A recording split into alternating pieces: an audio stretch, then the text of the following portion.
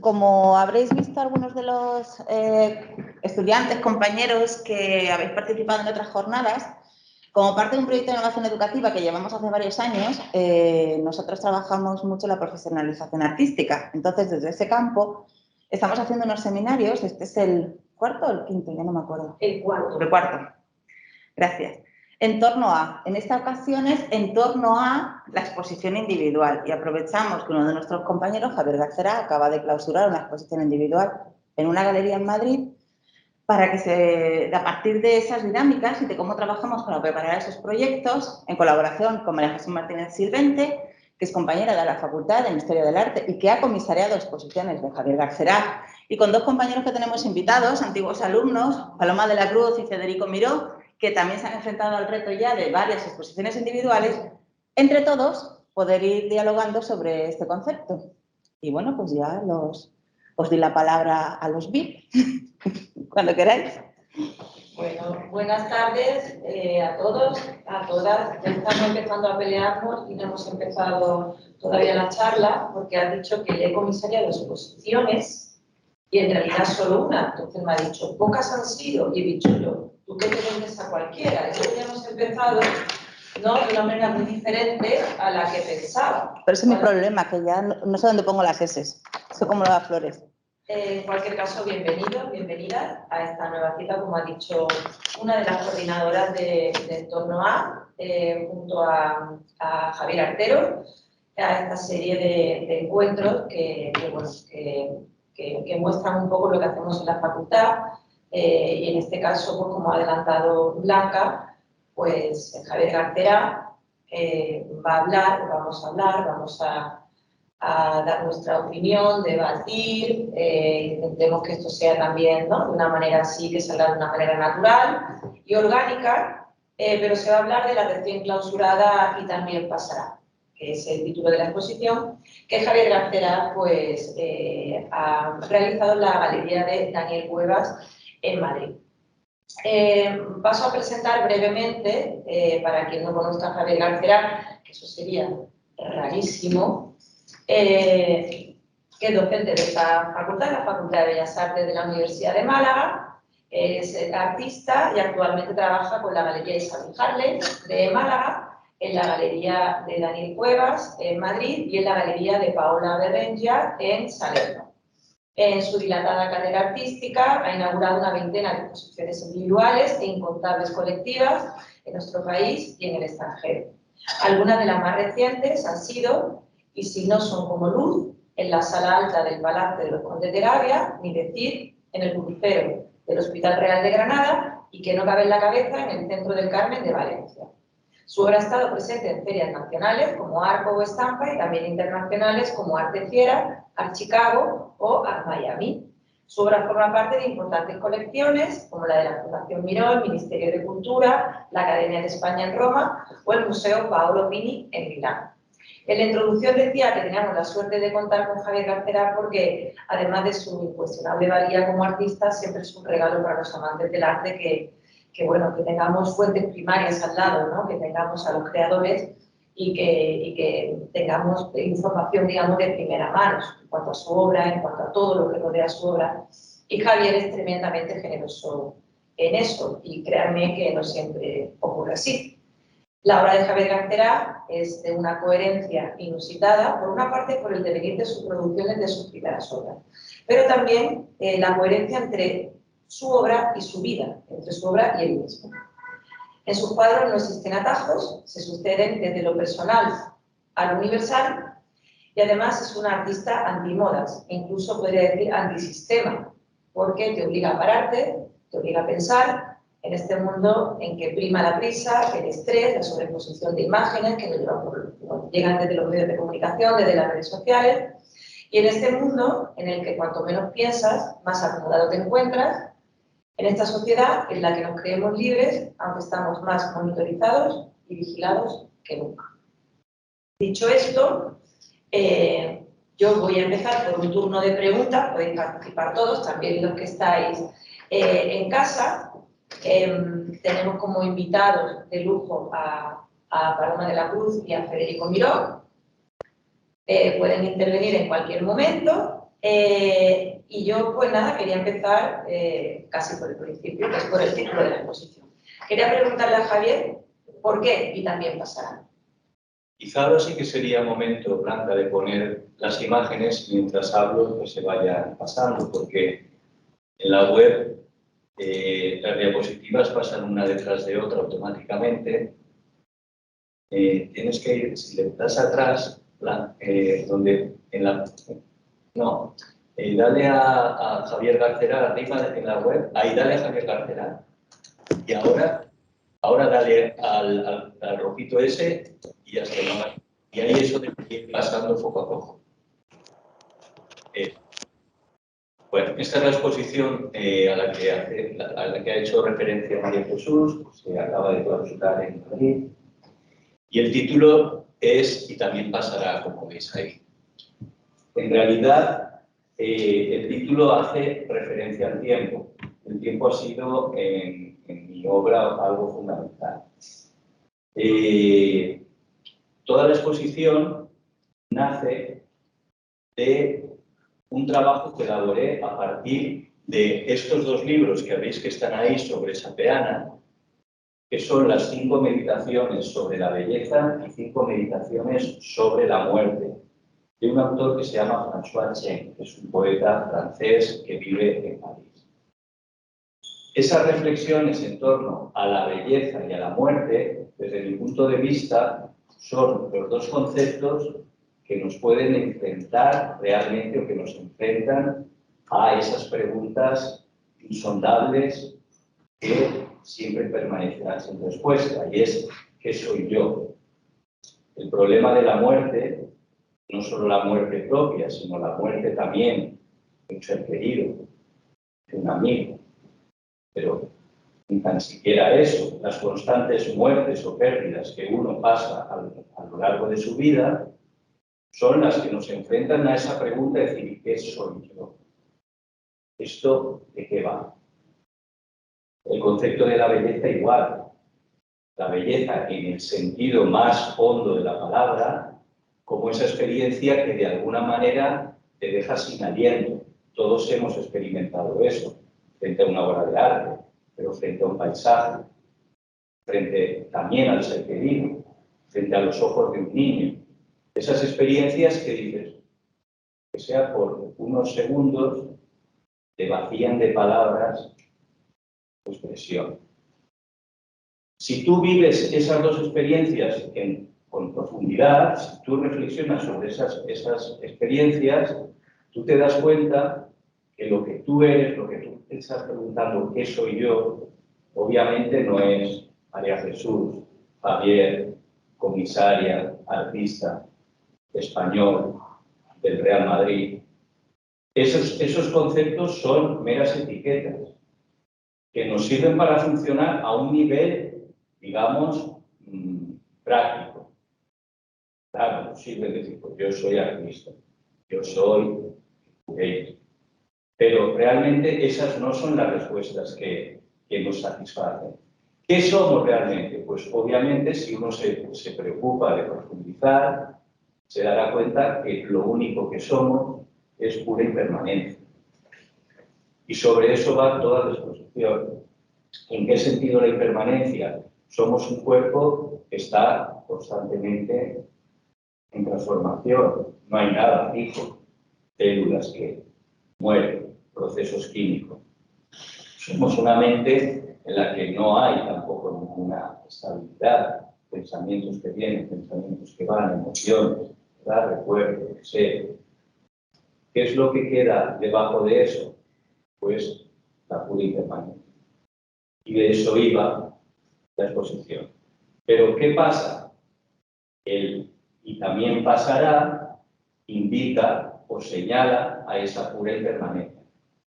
También tener en cuenta que esta exposición se gesta en una situación que hemos pasado una pandemia, que hemos estado condicionados por el miedo, por la muerte cercana, por esa experiencia que nunca hubiéramos pensado que íbamos a tener.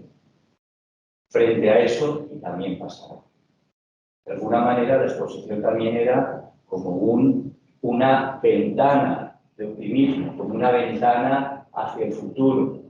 No es nostálgico decir somos impermanentes, todo lo contrario, es un canto a la impermanencia, porque es que es lo que somos. Y desde esa aceptación es de donde podemos realmente vivir pues, con serenidad y con alegría, si querés. Pero tú fíjate que eso para la sociedad occidental, podríamos decir, puede ser complicado, ¿no? Ese canto a la impermanencia, ¿no? Nos suena más, digamos, a oriental, ¿no? A pensamiento oriental, a filosofía oriental. Eso en mi obra ya sabes que está muy presente, ¿no? Y luego si hablamos de la biblioteca, podemos hablar más de esto. Pero todos también sabemos que somos impermanentes, otra cosa es que no lo queramos mirar. Todos sabemos que la única experiencia segura que vamos a tener es nuestra propia desaparición, pero eso lo abordamos desde el miedo. La cultura no mira la muerte del centro.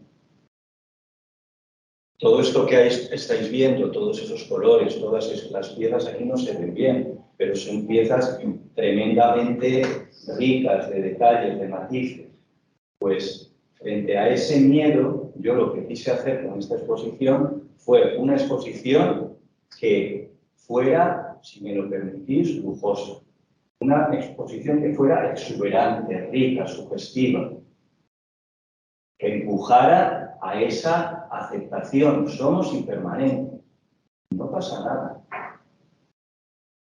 Entiendo lo que dices. Eso puede generar vértigo, pero ya es hora que lo vayamos aprendiendo, porque es lo único realmente que sabemos que somos. Bueno, y hablando de vértigo, en esta exposición, además de encontrarnos con esa suntuosidad, ¿no? Con esa riqueza de la que hablabas, también nos encontramos que has introducido pues elementos figurativos que ya hacía mucho tiempo que no veíamos en tu obra, muchísimo. Y yo quería preguntarte si esto en algún momento te ha dado vértigo o has tenido alguna duda, porque entiendo que para un artista, si ser artista, este tipo de cosas le tienen que sugerir alguna duda.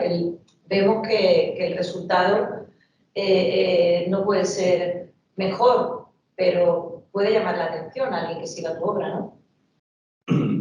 Sí, entiendo lo que dices, pero nunca la obra fue abstracta.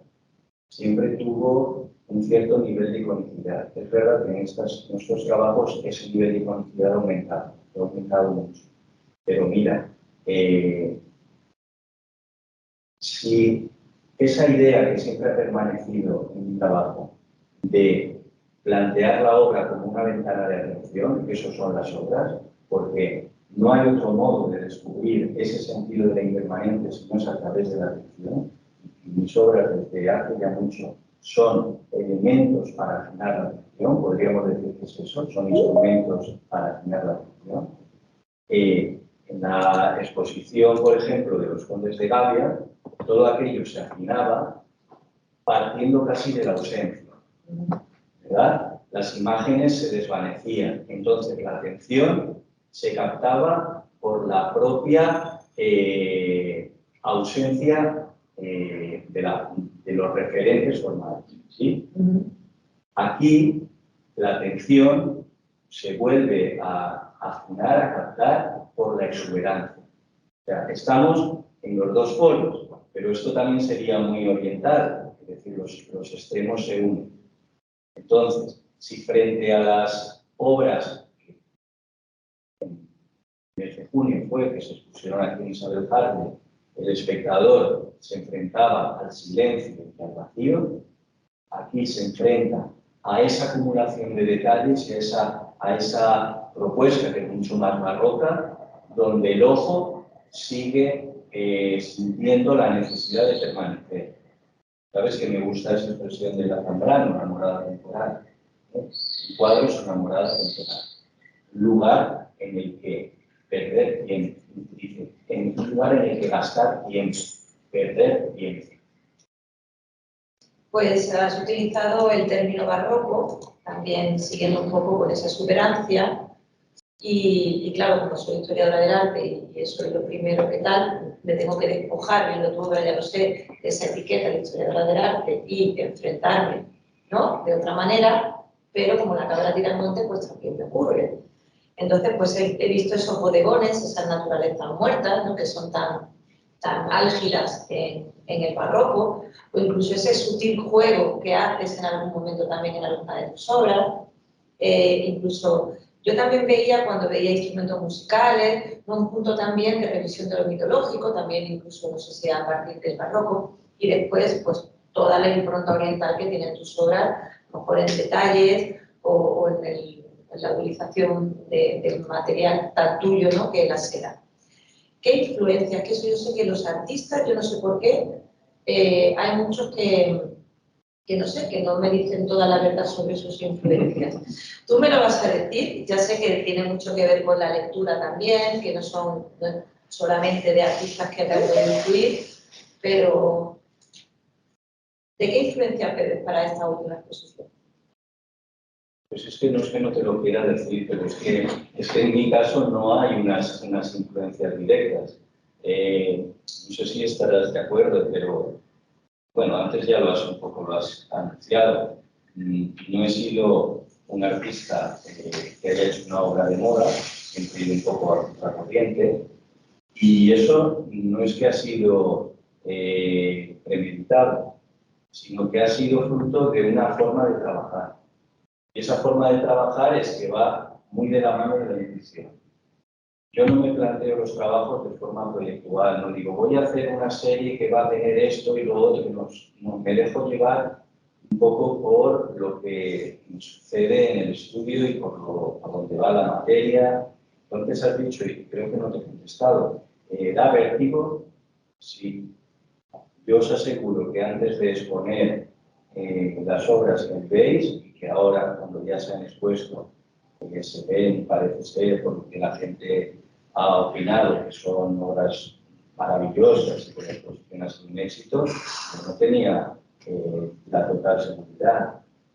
Y una semana antes de exponer tenía mis dudas, porque es verdad que había habido un cambio importante. Entonces, todo lo que me dices del barroco, claro que está ahí. Claro que está ahí, aparte, bueno, pues para el barroco, todo el tema está íntimamente relacionado, ¿no? El tema de la desaparición, de la muerte, el Tempus Fugit, que está en uno de los cuadros, aparece la leyenda del Tempus Fugit. Pero la referencia no ha sido directa. Y esto yo creo que ha sido algo positivo en mi caso. Y esto, fíjate, ahora que hay por aquí alumnos, sabes que a los alumnos se les pide siempre referentes y es necesario que estudien referentes como modo también de ampliar conocimiento, pero también hay que separarse de los referentes. Hay que desaprender un poco, ¿no? Hay que, como siempre, olvidar, porque yo veo mucha pintura contemporánea, a mí me parece que la pintura siempre permanecerá, como respirar, como las cosas que hacemos que han estado siempre acompañándonos, pero la pintura tiene que ser contemporánea. ¿Eso qué significa? Que la pintura tiene que aportar algo personal, algo. Ya sabemos que prácticamente podemos decir, está todo hecho. Yo creo que siempre hay alguna fisura por la que discurrir. Y yo veo mucha de la pintura contemporánea que habla de referentes concretos. Que ves una pintura o un artista y rápidamente ves o comparas o identificas fuentes o padres de esa pintura. Y en mi caso, yo creo que inconscientemente o desde luego sin una voluntad razonada, eso se evitaba. Entonces, claro que están todos esos referentes, pero de una forma totalmente filtrada, olvidada. Otra de las citas que me gustan, la de Rilke, ¿no? En un pensamiento creativo viven mil noches de amor olvidadas. Un término importante para mí ahí es olvidar, porque si no es literal. Entonces, creo que están esos referentes, pero muy olvidados. ¿Te contesta? Me has contestado. No las tenía todas conmigo cuando se empezó. Yo no tengo, digo, ya está. Pero sí es cierto. Y antes has mencionado el tema de los objetos, las obras con forma de libro, en esa personalísima biblioteca que vimos en la exposición de la galería de Daniel Cuevas. ¿Podrías ¿Podemos verla, hablar? Blanca? No, porque se ha rayado. Ah, vale, pues ya está. Pues sí, eso es una pieza que empecé hace bastantes meses y que quiero continuarla. Y son reproducciones, ahí habéis visto algunas, hechas en madera y seda de referencias bibliográficas que son para mí muy importantes. Entonces, ahí hay una cosa muy interesante desde mi punto de vista. Es que mucha gente cuando ha visitado la exposición ha pensado que eran libros, de verdad. Entonces, hay incluso gente que va a abrirlo. Pero no es un libro, es una madera que yo encuaderno con unas tapas de cartón, que las cubro con seda, y esa seda, deteriorando el tejido de la seda, saco el dibujo de las portadas reales. Es decir, son dobles de esos libros. Y entonces, pues ahí aparecía, pues, la bibliografía básica que además mis alumnos conocen porque son con las que trabajamos, ¿no? Pues desde Chantal Mayar, Los claros del bosque de María Zambrano, el Mester Eckhart, Tanizaki, etcétera, etcétera, etcétera. Pero hay una cosa que quiero que os deis cuenta. Los libros esos no se pueden leer. Y las obras casi no se pueden leer. Entonces, ahí está, creo que una parte importante de mi trabajo, que habla de la dificultad del ver, de la imposibilidad del decir. Ahí es donde yo creo que se centra o que se une el proyecto de las bibliotecas con el proyecto de las obras. Ambas son de seda. Los cuadros es un temple acrílico sobre seda y las otras son seda erosionada. Llamo yo erosionada porque no sé cómo llamar esa técnica. Es una seda que está deteriorada por el roce, ¿no? Por eso es erosionada. Pero la cosa que a mí me interesa y que me ha movido desde siempre es esa, la dificultad del ver. Siempre he hecho obras difíciles de ver, obras que se escapan a un reconocimiento rápido, a un reconocimiento directo. Y por supuesto una cámara. Y por supuesto una cámara. Las obras, aquí en estas imágenes que hemos visto, pues podéis hacer 10% de la idea de lo que son. Pero esto es otra cosa que a mí me gusta, y es que daros cuenta que cuando la fotografía aparece, la pintura se tiene que reinventar, ¿verdad? Gracias a la invención de la fotografía, la pintura crece. A lo mejor si no hubiera aparecido la fotografía, no sabemos, esto es pues, un poco elucubrar, pero a lo mejor había seguido con el lenguaje que tenía muchos más años. Es la aparición de la fotografía la que le dice un poco a la pintura, oye, muévete, porque esto nosotros lo hacemos mejor que nosotros y más rápido. Así que de ahí nacen todos los lenguajes de la vanguardia. Blanca, ¿qué nos dices? Que tenemos ahí un par de invitados que también no se convierta esto en un monólogo, que los vayáis participar. Diálogo. Pues acabo esto y ya que hablen los dos señoritos esos.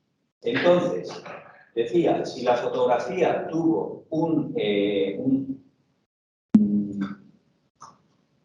una influencia tan significativa en la pintura, ¿qué pasa ahora con las pantallas de los ordenadores? Pues yo quiero hacer una pintura que no puede ser captada por la pantalla del ordenador. O sea, mi pintura exige de la presencia del observador. Es reproducible. Y esto no es algo que haya nacido así de casualidad, sino que en este caso obedece a una militancia. La pintura no se puede reproducir. Se necesita verla en directo. ¿Y esto qué es? Pues es obviamente una metáfora que a lo que indica es a que tenemos que recuperar también al otro. Las pantallas no captan toda la realidad. A veces nos creemos que todo cabe en la pantalla y las nuevas generaciones quizá aún más, porque son generaciones que han crecido ya con la pantalla. Pero hay muchas cosas que no caben en la pantalla y hay que darse cuenta. Entonces, mi pintura lo que aboga es por el encuentro con el otro. Bueno, te iba a hacer una pregunta más, pero Blanca no me deja. Así que es hora de dar paso a nuestros invitados. Paloma de la Cruz, Federico Miró, que además de conocer a Javier Garcera,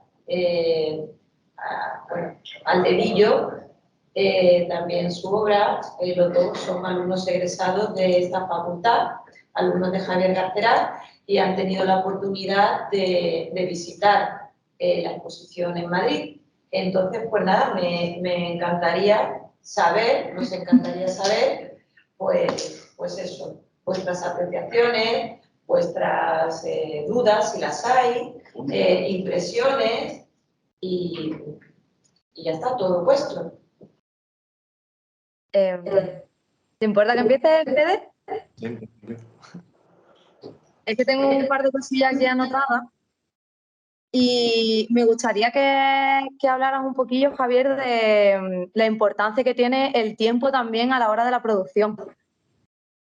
El tiempo que dedicas en la producción. Pues será casi como el que utilizas tú. Por ahí vamos, Paloma. Por ahí vamos los dos. Pues sí, efectivamente son obras, ya sabes, que se realizan con procesos muy largos y muy lentos. Pero eso yo no lo veo como una dificultad, porque realmente a mí donde me gusta estar es en el estudio. Yo soy artista de estudio y donde más feliz me encuentro es en el estudio.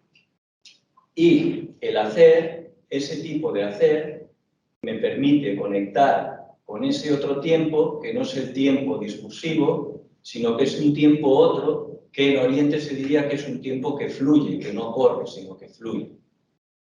Ahí hay un elemento que a mí también me interesa mucho, y es que creo que ese depositar el tiempo de la ejecución permite también una lectura del que lo ve, que entra también en esa otra dimensión del tiempo.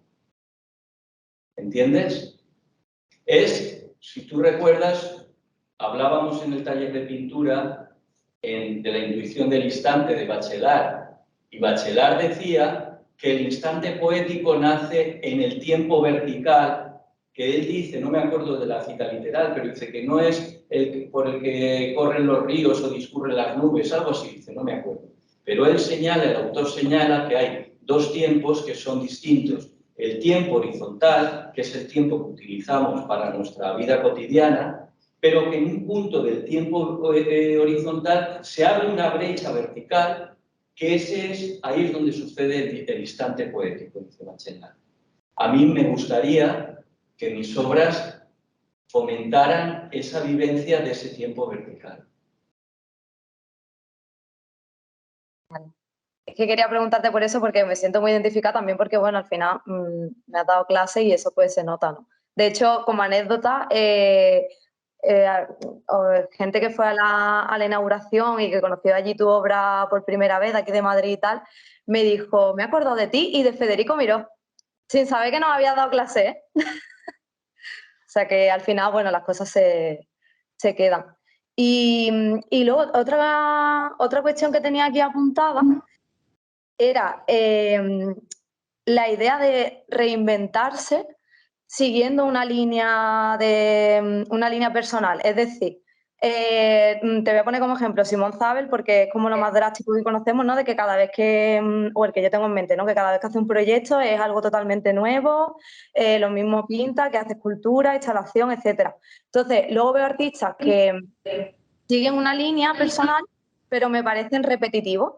Es decir, otra vez lo mismo, otra vez lo mismo. Y en tu caso no me pasa. Entonces, ¿cómo abordar el seguir teniendo una línea personal, pero reinventarse dentro de esa línea? No sé si me explico muy bien. Es que, ¿cómo no te vas a explicar bien si tú también lo haces? Bueno, pero es difícil, por eso lo pregunto. O sea, porque me gustaría saber también un poco cómo funciona en su cabeza, así que podemos un poco entrar en ella en ese sentido. ¿Sabes qué? Que yo creo que es que reinventarse es una postura. Uno no puede reinventarse. Uno tiene que vivir. Y yo creo que a mí ahora, por ejemplo, me da gusto ver que ha sucedido lo que tú dices. Yo veo mi página web, si se visita mi página web, hay pues, un montón de cuadraditos, ya no sé si son 12 o no sé los que hay. Y cada uno es una serie. Y ahí hay trabajo de más de 20 años.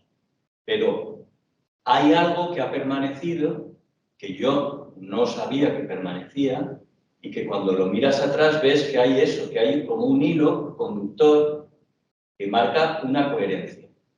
Pero eso yo no me lo he planteado para que exista, eso surge. ¿Y qué surge? Pues a lo mejor podríamos decir que surge a través de una sinceridad con el trabajo, o de una, iba a decir autenticidad, no sé si ese término es correcto o no, pero de alguna, no sé si me estoy explicando bien. Reinventarse significa que uno toma la acción de hacer algo. Y en mi caso eso no ha sido así, sino como he dicho antes, yo siempre he ido trabajando por la intuición, diciendo pues ahora hago esto, tal. Tampoco me ha gustado hacer series muy largas. Cuando he visto que una serie pues para mí ya no tenía desarrollo, pues eso ha ido evolucionando otra cosa.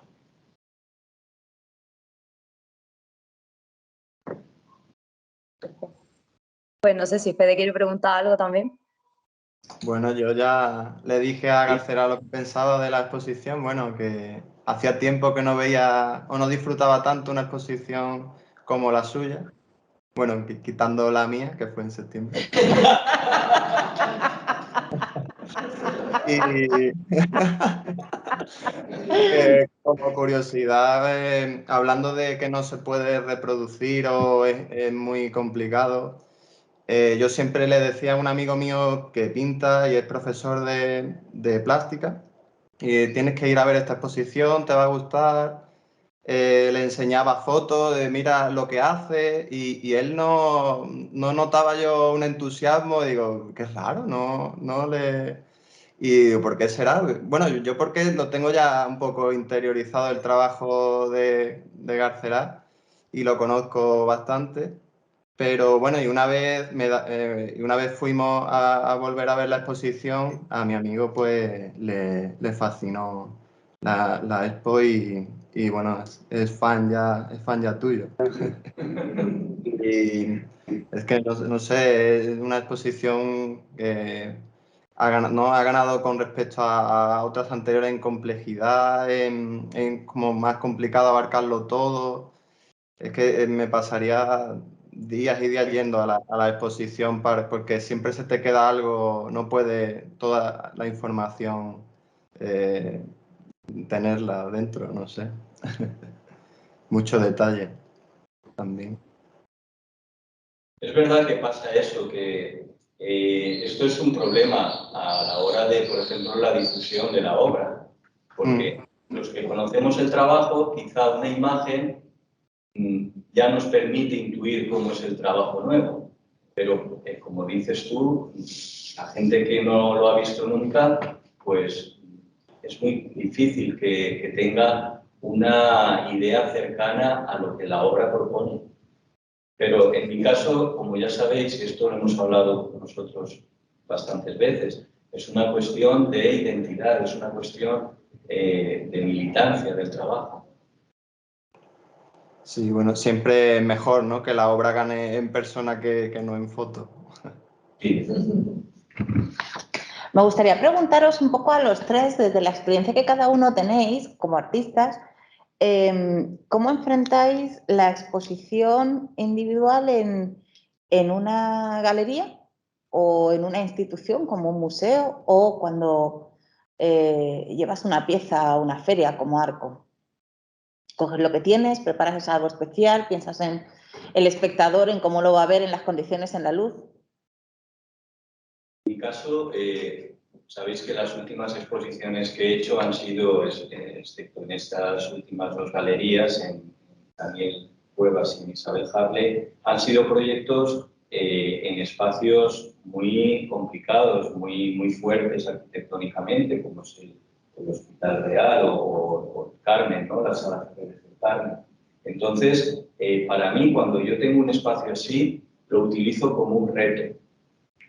Cuando hice la exposición del Carmen, preparé unos cuadros de 5 metros de alto, 5 por 360.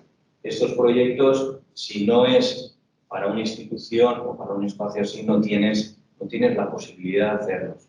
Entonces, es un gustazo, es un placer, es una oportunidad que hay que disfrutar. Entonces, yo no tengo ninguna duda que cada proyecto me tiene que aportar algo interesante para mí. Por ejemplo, la exposición esta última que se inauguró, esta que estamos hablando, yo hablé con el galerista sobre lo que íbamos a hacer.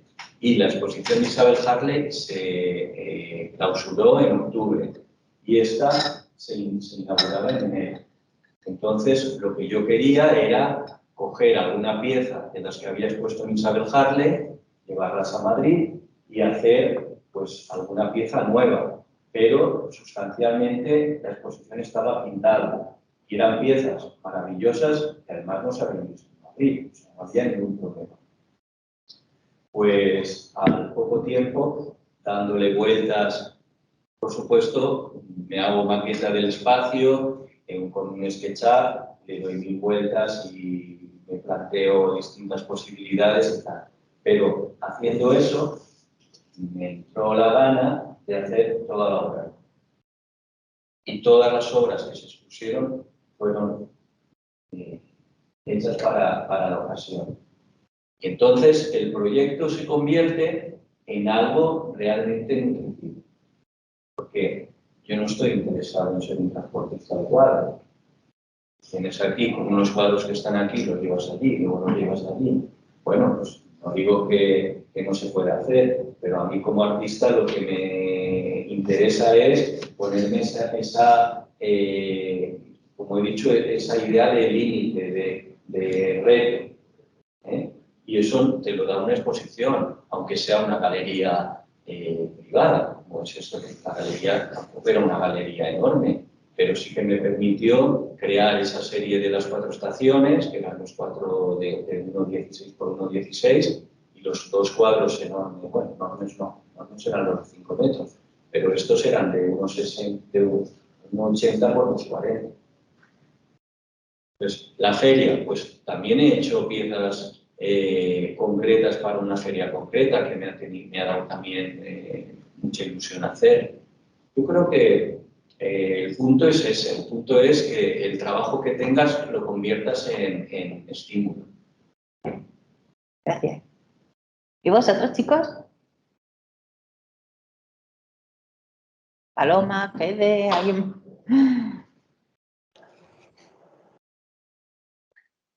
No se te oye, Paloma. ¿Hablo yo? Ahora. Vale.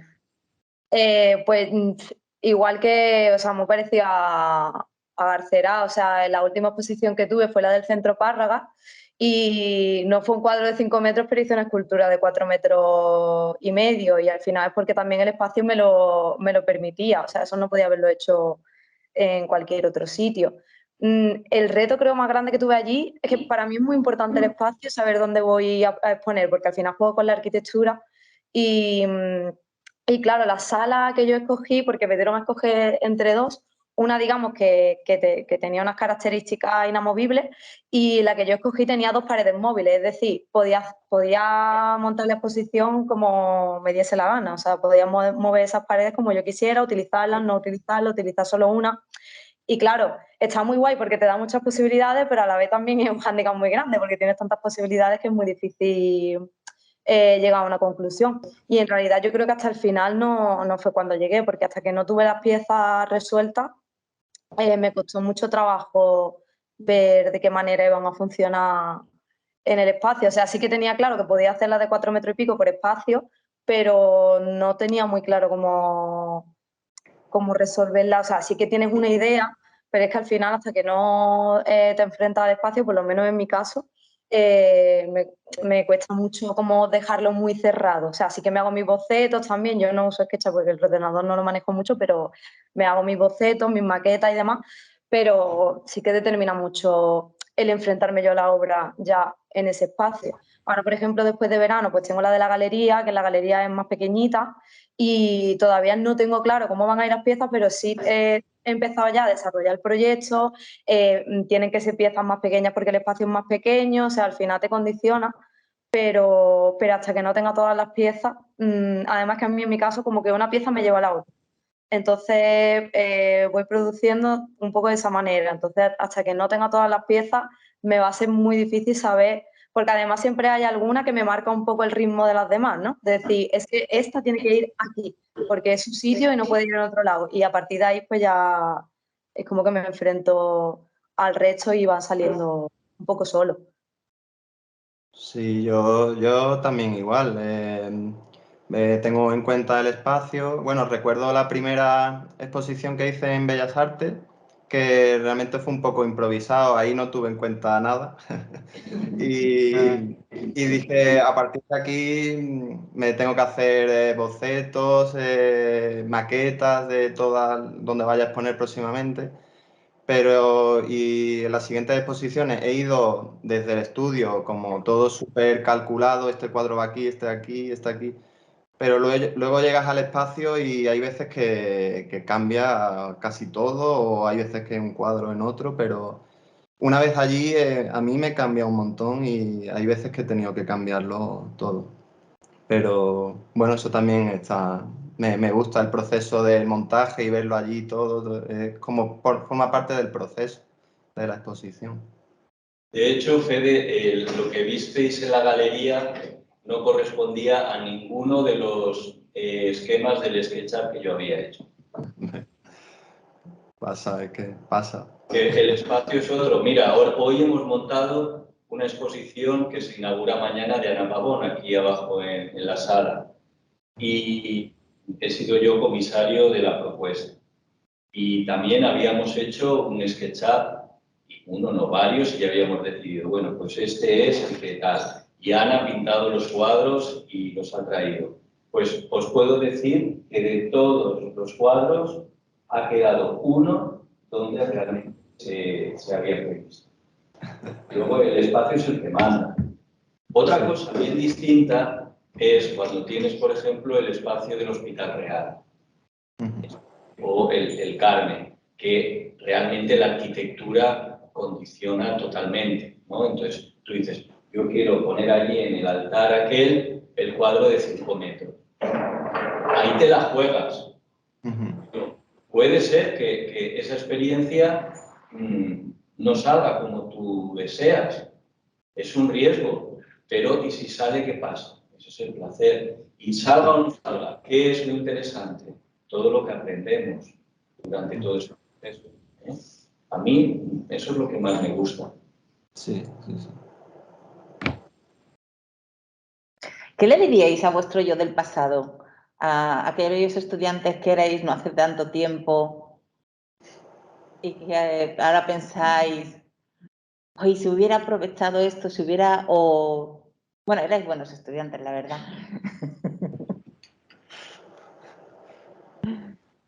No sé. ¿Ninguna recomendación? ¿Que salgan más de fiesta o algo? No, a mí siempre me preguntan cuando he tenido la oportunidad de dar alguna charla o algo o con estudiantes, siempre, ay, ¿cómo lo hiciste para llegar a alguna galería o exponer en Arco, no sé qué? Como, los veo que están como muy obsesionados en saltarse todos los pasos. Digo, concéntrate primero en lo que estás haciendo, en tu trabajo ahora. Y cuando tengas ya un buen trabajo, pues ya irá todo fluyendo. Te vendrán, las cosas te vendrán, pero no pienses más allá de qué pasará dentro de 2 años o cómo conseguir tal. No sé, yo aconsejo siempre ir día a día. Eso es un poco lo que decíamos del tiempo, ¿no? De los tiempos acelerados que estamos viviendo. A mí me resulta interesante ver el comportamiento, por ejemplo, de estudiantes con el Instagram. El Instagram podríamos decir que es una ventana de exhibición, es una pequeña exposición que hacemos, ¿no? Y a mí me llegan cosas de estudiantes, míos o no míos, que yo digo, ¿y esto por qué se enseña? ¿No sería mejor no enseñarlo? No tiene sentido enseñar todo. A lo mejor, como dice Fede, sería más oportuno enseñar cuando lo que tengo que enseñar ya tiene un cierto sentido, una cierta pregnancia, pero claro, estamos en esta sociedad de la transparencia, bien chulán, la sociedad de la transparencia, en la que parece que todo se tiene que enseñar, todo. Bueno, ya sabéis, ¿no? La magdalena del desayuno que me voy a tomar, fotografía de la magdalena, Instagram. Cosas que son bastante absurdas, porque a ver a quién le interesa si tú te has desayunado magdalena o churros con chocolate. Y aquí pasa un poco igual, es esa cosa. Se ha creado esa idea de que todo hay que enseñar y cuanto más rápido, mejor. Y nuestro trabajo, el de los tres, ninguno de los tres trabajos es un trabajo rápido. Y es un trabajo, tanto el vuestro como el mío, que exige de mucha demora, de mucho tiempo, de mucha espera, de mucha paciencia. Y eso creo que tendría que ser un valor a cultivar entre los estudiantes y que tendríamos que fomentar también aquí en las facultades. Pero claro, el tiempo no va por ahí. Empezando por los planes de estudio, que no vamos a entrar eso ahí, pero asignaturas que se tienen que resolver en un semestre, vosotros, si no me equivoco, teníamos asignaturas anuales. Pues ahora todo es semestral. ¿En un semestre creéis que se puede? Bueno, pero ya sabéis que no. Si tú tienes que enseñarle a pintar a un alumno en un semestre, ¿qué se puede enseñar? Son los tiempos, el espíritu de los tiempos. Pero, y también pasar. Sí, yo recuerdo que a mí me daba, perdón, que a mí me daba pánico dejarme asignaturas para septiembre. O sea, también, es que claro, tampoco está muy bien montado, porque si te dejas asignaturas para septiembre y te quedan muchas, no te dan becas. Entonces hay como una presión añadida, ¿sabes? Ahí que puedo entender a lo mejor por parte de los estudiantes, pero y luego también a nivel de las redes sociales, lo que comentaba, yo conozco compañeros que han tenido incluso un poco de ansiedad de decir, jolín, es que está todo el mundo produciendo, subiendo todos los días cosas y yo estoy súper parado. O es que mis procesos son muy lentos, tal. Y genera como ese tipo de ansiedad de tengo que estar todo el rato subiendo, tal. Yo, por ejemplo, que soy anti subir nada hasta que esté terminado, o sea, a lo mejor subo un detalle, pero detalle ínfimo y en una historia que se borra en 24 horas, como de voy por aquí, pero y luego se olvida. Entonces, no me gusta enseñar nada hasta que no lo tengo terminado, pero es verdad que parece, cuando ves los ritmos de los demás, parece que tienes como que unirte o que te quedas detrás, ¿no? En esa carrera. Y luego también, al hilo de lo que decía Fede de los compañeros, o sea, de cuando te hacen estas preguntas y tal, yo siempre les digo, o sea, aparte de lo que les dice Fede, ¿no? De, bueno, que cada cosa lleva su tiempo y que es una carrera de fondo y que, además de carrera de fondo, es montaña rusa, que no tengan miedo al no también, porque por tema convocatoria y demás, y lo de cómo entrar en una galería, no sé qué, que es que te dicen en 20 sitios que no hasta que te dicen en uno que sí. Entonces, bueno, que al final cada uno tiene sus tiempos, sus convocatorias, sus circuitos, no sé, su público incluso, lo que sea. Entonces, yo creo que por ahí sí que es un hándicap todo esto que estábamos hablando del tiempo, pero que te tiene... A mí me tuvo que, no sé, como que explotar algo en la cabeza para entender eso.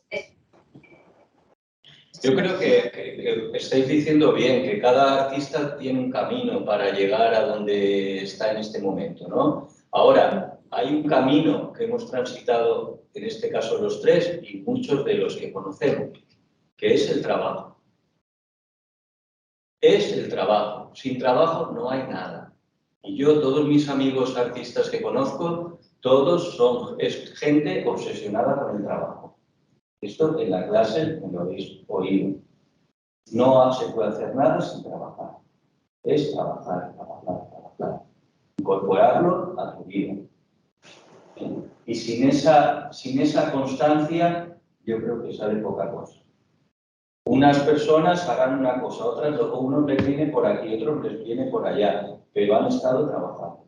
Y los artistas que tenemos a nuestro alrededor son grandes trabajadores. Estar en el estudio horas y horas y horas. Eso es, yo creo que fundamental. ¿No? Total.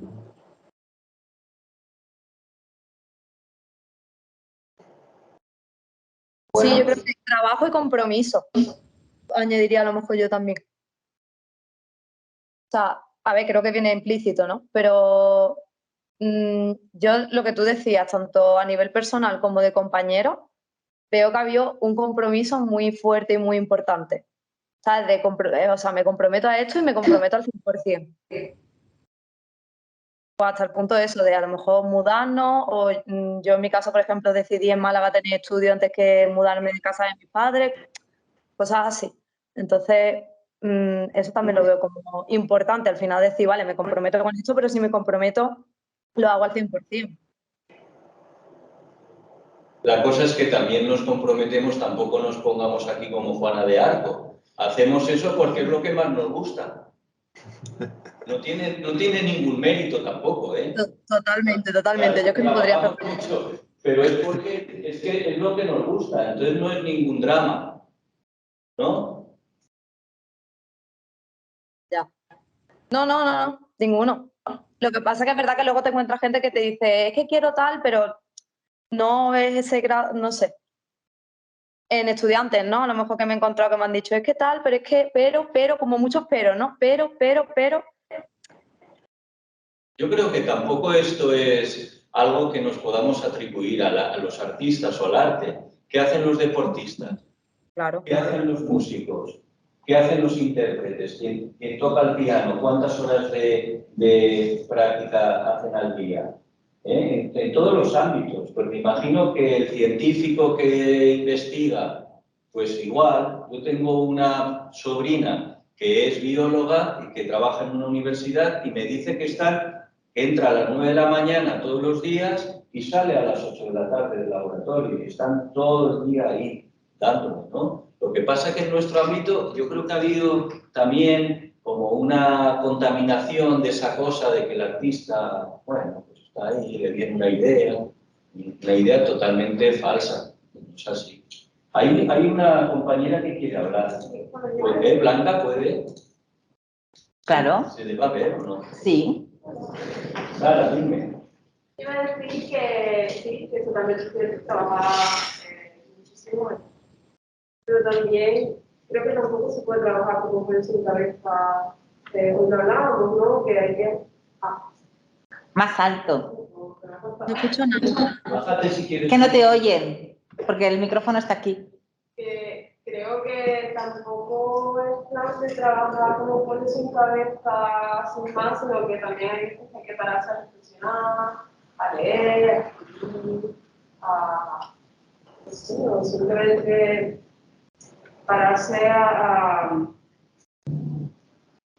darse cuenta de las cosas de la vida, ¿no? Y ¿cómo explicarlo? Esto es como que estamos viviendo con el trabajo que tiene en la cabeza y nos olvidamos de eso, de evidenciar, ¿no? Para mí, todo eso es trabajar. O sea, trabajar es estar en el estudio leyendo. Trabajar es pasear. Trabajar es hacer un viaje.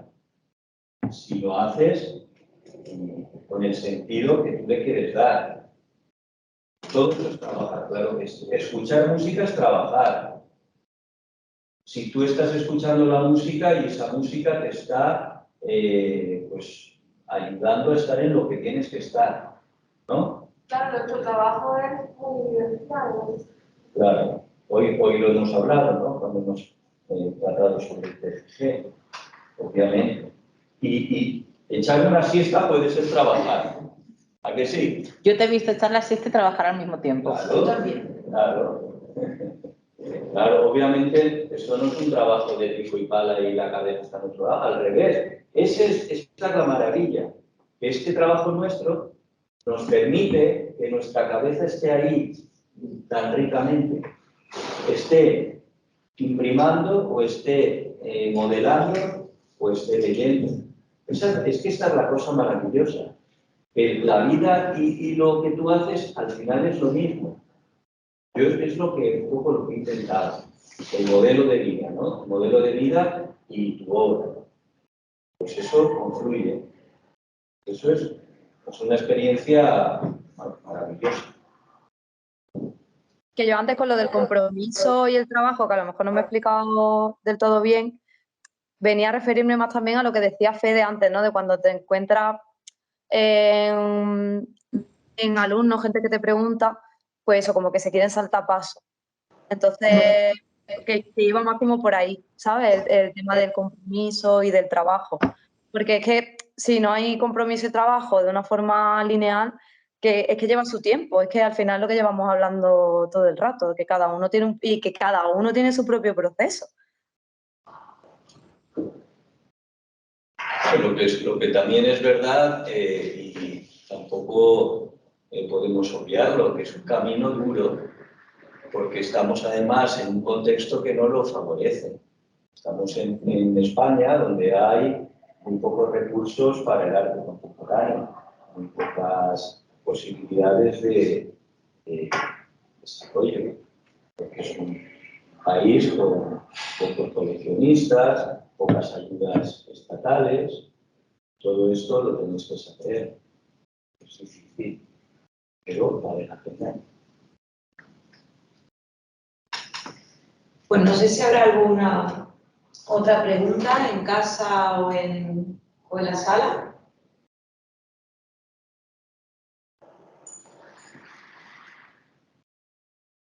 Silencio absoluto. Bueno, los próximos proyectos, Paloma, tú ya nos has comentado el espacio Párraga. Fede, ¿tienes algo hacia la vista? Yo tengo varias, bueno, colectivas, pero así más, una individual en la Galería Javier Marín, a ¿Vienes acá? finales, sí, voy a Málaga, bueno, por noviembre o así.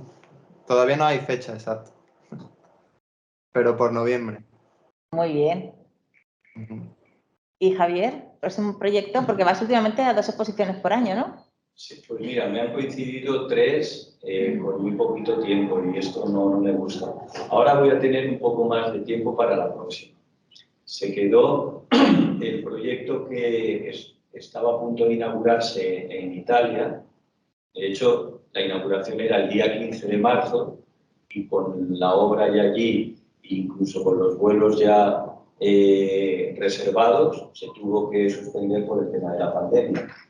Y eso ha quedado ahí pendiente y yo creo que en breve se tendrá que activar. Entonces, esa es la primera cosa que voy a tener que abordar. Muy bien.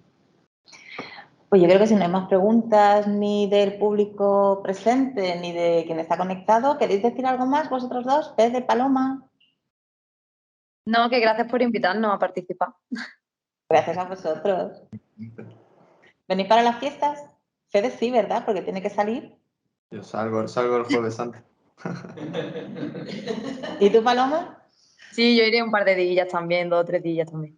Algo más que sale todos los días. Sí. No, el que sale todos los días, que tengo aquí una pregunta en el chat, pero no se han atrevido, es cómo trabaja en la sala Sol Fede. Pero... ¿Ah, sí? Haciendo coworking. Sí, coworking. Bueno, pues muchas gracias. Ya nos vemos cuando paséis por aquí. Perdonad, una cosilla. Soy Anda. Sheila. Sí, no me atreví, pero bueno, me voy a atrever. Porque creo que puede ser un tema un poco cansino, pero... Sheila. ¿Qué tal? ¿Cómo estáis? Ponte la cámara. Que no sabíamos que estabas ahí. Sí, estoy aquí. Bueno, espérate. Oye, una cosa. Déjame un momentito. Sheila es otra de nuestras artistas egresadas que también visitó la exposición.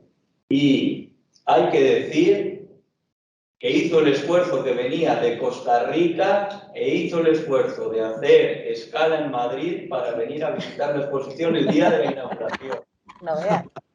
Sí, sí, sí. Bueno, estoy en cama porque llevo 3 semanas de reposo, pero bueno, estoy bien, no pasa nada. Bueno, quería preguntar, es un tema creo que un poco cansino, pero a mí en realidad me aterra un poco. El tema de los NFTs. Yo no entiendo mucho, pero claro, estamos hablando de propuestas como las vuestras, que hay que vivirlas en el espacio y a mí eso me encanta, ¿no? De presenciar la obra, de poder ver pues, todos los matices y las riquezas de una obra pues eso, en su espacio y físicamente, ¿no? Entonces, vosotros, ¿cómo pensáis que pueda afectar todo ese tema de los NFTs, de los metaversos a la hora pues, de las exposiciones, de una obra de arte? Por ejemplo, a lo mejor si, no sé, me podéis decir cómo veis el tema del mundo del arte y el tema porque habéis estado hablando antes de, pues, de eso, de Encarcerar sobre todo está hablando del ahora pues el auge de las pantallas, ¿no? De verlo todo a través de pantallas y tal. Entonces, claro, a mí en verdad me preocupa un poco la situación del arte con respecto a eso, ¿no? A ese auge de ahora que hay de los NFTs, de todo digital, y entonces no sé qué opináis o... Sheila, yo no estoy nada preocupado. ¿No? Pero no, pues son soportes, como existe también el vídeo, como existen otros soportes, ¿no? Y tendrán ahora quizás su protagonismo y todo esto pues es un flujo que aparece, desaparece, una cosa se pone de moda, la otra decae. A mí, la verdad que tampoco me he informado demasiado de estas cosas, Claro, porque las veo como muy lejanas. Yo voy a seguir haciendo mis cosas. claro. Y con eso te contesto. Sí, sí, Si sí. quiere hacer estas cosas, pues estupendo, que las haga. Como que quiere hacer una performance, o que quiere hacer. Yo, el camino que tengo surcado es el que voy a continuar caminando. Claro. Lo físico se resistirá, ¿no? Vamos. ¿Tú tienes cuerpo? Yo sí, sí. De momento sí. ¿Te lo quitarán alguna vez? No, no. Hace muchos años que hacemos muchas cosas que son fundamentales.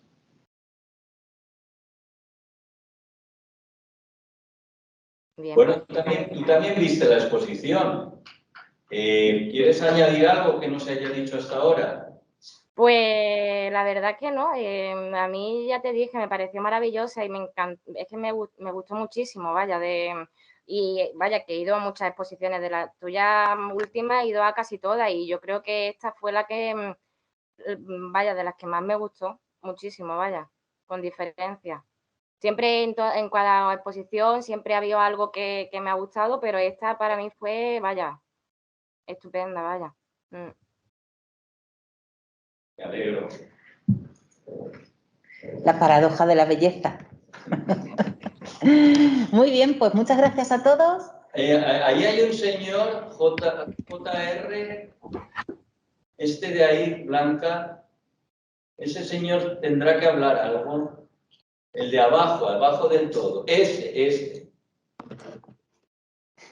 Anda. Vamos a ver si quiere A ver si quiere participar. participar ese señor que está ahí.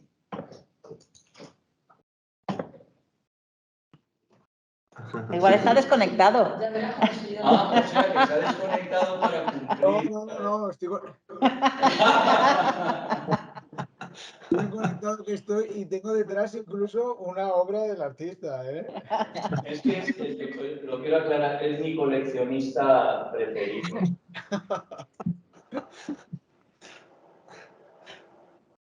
Nada, un gustazo escucharos a todos hablar, la verdad que ha estado muy, muy interesante y por cierto tengo aquí al protagonista de tu última exposición que este sí que querría hablar, lo que pasa es que no se le ve porque está aquí abajo. No se ve. Se le ha visto la cola. ¿Se le ha visto la cola? Os acaba de enterar cuando ha oído que hablabais de él.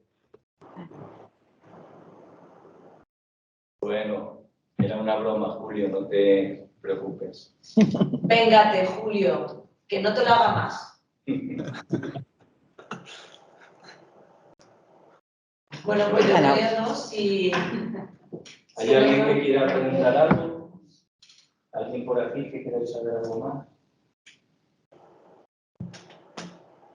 Yo creo que ya está bien, una horita. Estas chicas nuevas que han venido, que no las conocíamos, ¿alguna pregunta?